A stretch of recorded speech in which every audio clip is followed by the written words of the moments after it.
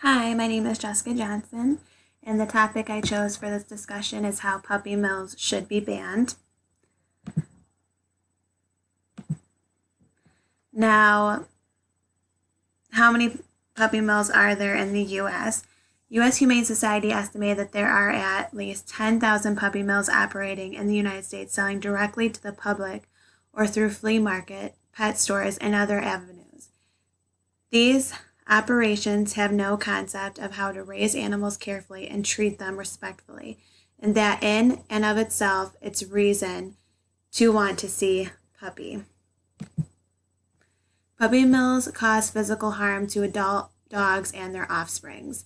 A puppy mill is basically a poorly run ranch that is in operation solely to produce as many puppies as possible in as little time as possible, at as little expensive as possible. These ranchers operate with little or no concern of the health of the breeding stock and even less for that of the puppies.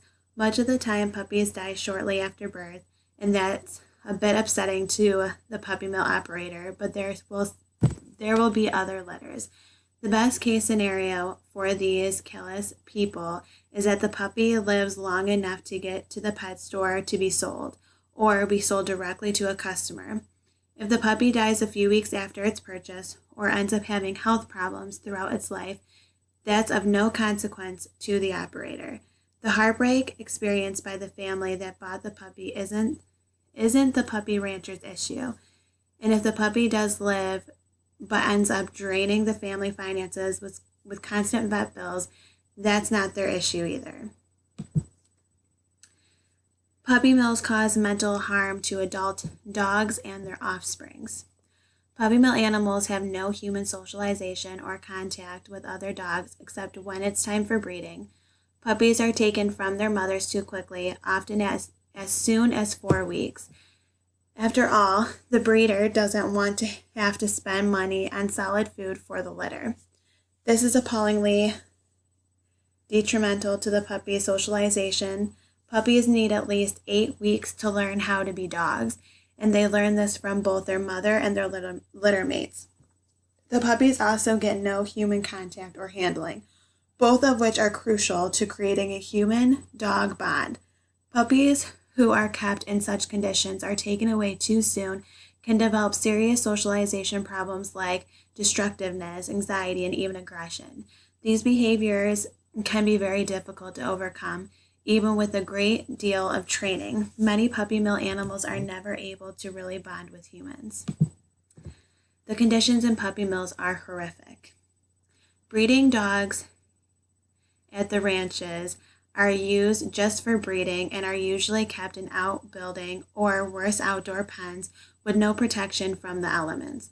Many of them never see daylight or know the feeling of having their feet touch grass. They become so physically ill and mentally depressed that they are not able to provide their puppies with the socialization skills they need. They end up raising puppies who are emotionally stunted and have no idea how to relate to humans or other dogs. People continue to support puppy mills. I think it's probably safe to say that most people would not buy a puppy that came from a puppy mill if they actually knew its origin.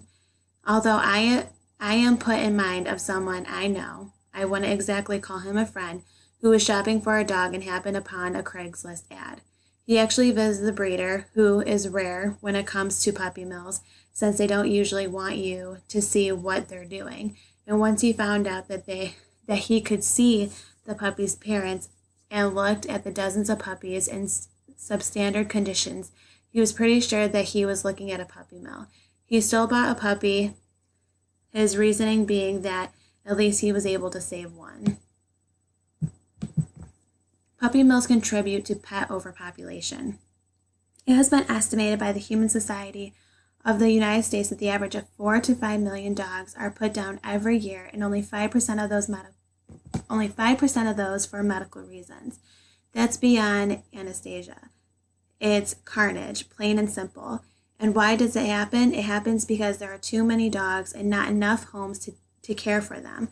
It should be obvious that something we definitely don't need in our country is puppy mills that breed more than enough puppies in any given year to further exacerbate what is already overwhelming overpopulation problem. The more puppies they breed and the more puppies the unsuspecting public buys, the more dogs will end up being put in shelters. More on puppy mills. Puppy mills cause unspeakable harm.